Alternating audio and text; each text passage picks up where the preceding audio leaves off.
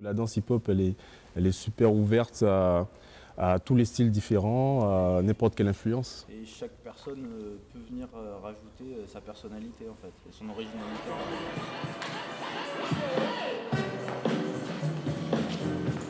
Les valeurs qui étaient de l'époque, c'était peace, unity, love and having fun.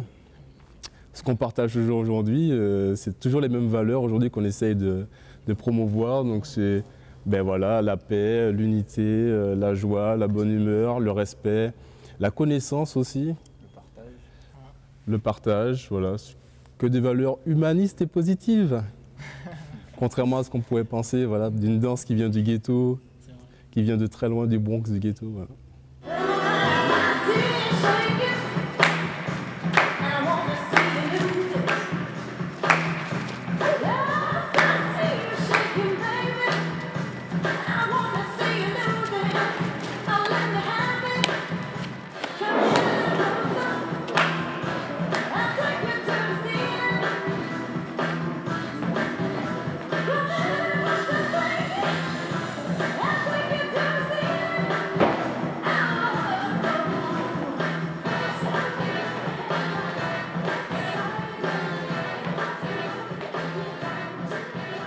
On travaille le debout, le du sol, des choses comme ça, ou plus des phases, donc en mouvement, avec des mouvements circulaires, où on tourne au sol, sur le dos, sur la tête, sur le coin de la tête. C'est du hip-hop, quoi.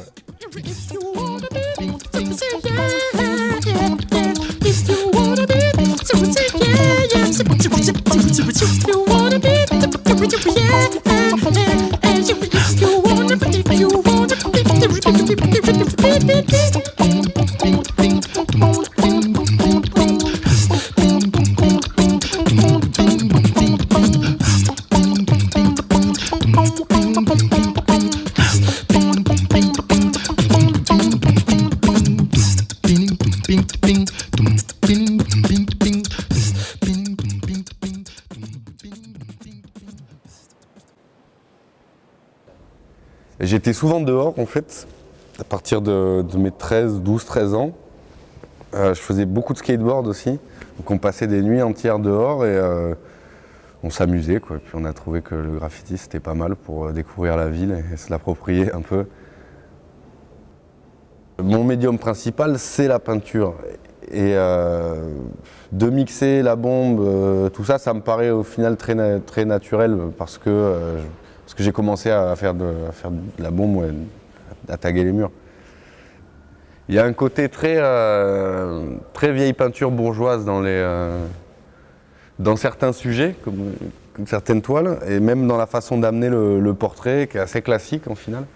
Mais dans les couleurs utilisées, la façon la manière de peindre, c'est plutôt actuel, je dirais, avec de la bombe. Des couleurs assez flashy, parce que je suis issu du graffiti aussi, donc il y a cette spontanéité-là qui vient. C'est un peu paradoxal ces deux façons de faire.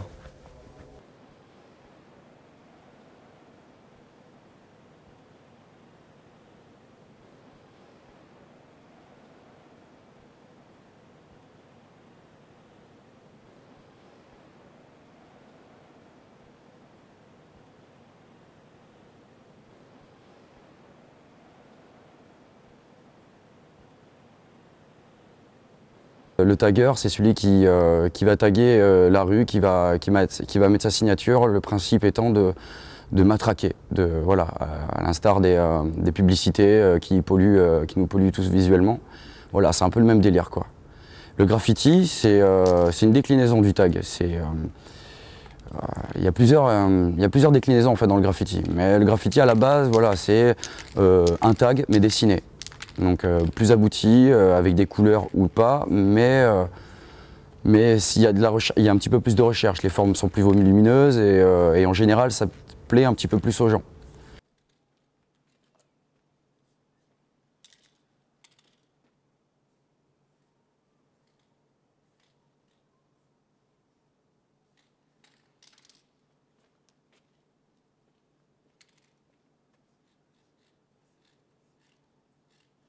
Je dis pas que ça fait sortir du ghetto parce que tous les graffeurs ne viennent pas de cité ou quoi que ce soit. Souvent aujourd'hui, c'est tout le contraire. C'est souvent des gens qui sont issus de bonnes familles ou qui ont une bonne éducation et justement qui ont déjà une culture urbaine imprégnée de leurs parents ou de l'école tout simplement. Et donc ils sont assoiffés de création et ce qu'ils voient autour d'eux, ben, ils le réutilisent à leur façon et donc du coup ça fait évoluer le graffiti en tant que tel, quoi. Avant, c'est sûr que dans les années 70, le graffiti, le tag, c'était issu du ghetto. Ça, c'est sûr. Ça commençait à New York, à Philadelphie. C'était vraiment voilà, des bandes rivales, on taguait en rouge, certains taguaient en bleu, quoi. Donc voilà, on pouvait pas. Voilà, si tu pissais sur mon territoire, c'était bagarre, quoi. Donc maintenant, c'est tout à fait autre chose. Maintenant, c'est une recherche de style, celui qui va taguer avec du style ou celui qui va taguer pour retourner et être sale.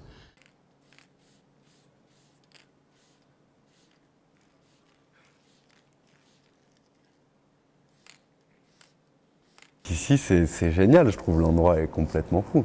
J'avais déjà commencé à travailler ici, mais je venais faire du graffiti déjà ici il y a 4-5 ans. J'ai recommencé l'an dernier avec la 58e à travailler avec eux dans le hangar. Et puis l'endroit est empreint d'un truc un peu mystique, comme ça, quand on arrive la nuit, les bâtiments désaffectés, ça garde quelque chose de très sauvage. Et puis c'est venir se greffer sur quelque chose qui a déjà existé, qui a déjà une histoire, et puis venir ajouter, essayer d'en extraire quelque chose pour créer un sens nouveau à l'endroit, quoi.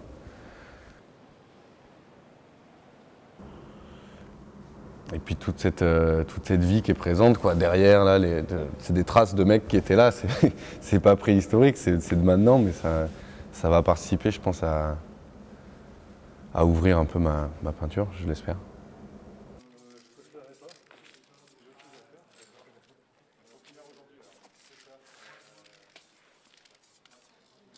Il y a beaucoup de police, il y a beaucoup de... Comment dire, il y a un manque de compréhension. Le graffiti, ça a été à la mode il y a 5-6 ans. Et maintenant, voilà, c'est terminé. La mairie a mis 3 amendes à 3 taggeurs et les gens se sont découragés. Ça, c'est ce que je trouve dommage. Tu vas à Toulouse ou à Montpellier, ça se passe pas comme ça.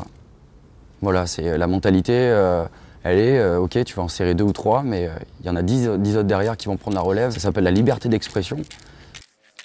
Soit on décide d'être énervé contre la société et on s'énerve, on fait des tags jusqu'à prendre des amendes. Voilà, mais ce que je trouve très bien, puisque finalement c'est ça l'essence même du graffiti. Ou soit on essaye de trouver d'autres solutions graphiques, d'autres moyens que du vandal. Le graffeur, il a un manque de reconnaissance. S'il fait ça, c'est qu'il se sent perdu dans la masse, il veut se retrouver quelque part.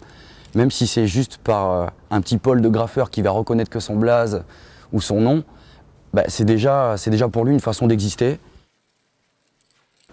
Il faut qu'on nique tout, parce que cet endroit déchire. C'est en face du CAPC, ça pourrait devenir... Il y a des exemples à Nantes, à Marseille, de hangars comme ça, qui existent maintenant depuis 10 ans et qui réussissent à tourner. À Bordeaux, c'est un peu difficile parce qu'il y a plein de gens qui nous coupent l'herbe sous le pied, notamment à la culture et au sport.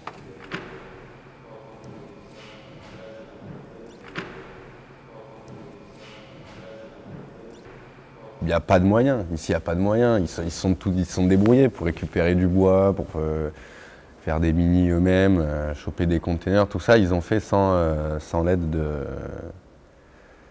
sans vraiment l'aide de la communauté urbaine ou de la ville.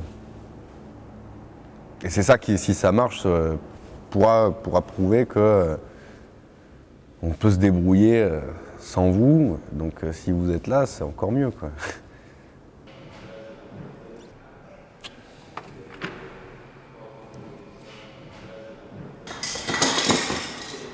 Le graffiti, c'est de l'art. Même moi, je considère qu'un tag que beaucoup de gens trouvent dégueulasse, je trouve que c'est de l'art. C'est l'art premier du tag, c'est celui-là.